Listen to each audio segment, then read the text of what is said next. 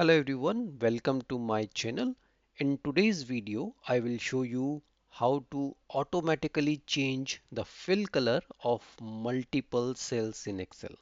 In this sample sheet, we have students' score and their status.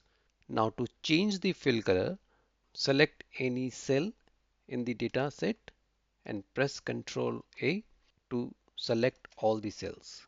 Press Ctrl H to open the Find and Replace dialog. Click on Options to expand the menu.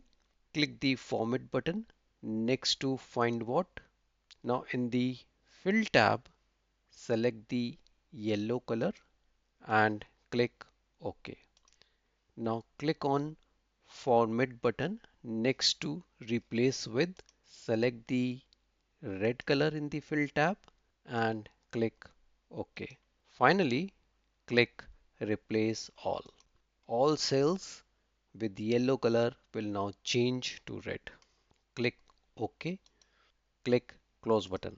If you like the content, press thumbs up and share it with your friends and colleagues. Subscribe the channel and press the bell icon to get notification of new videos. Thanks for watching.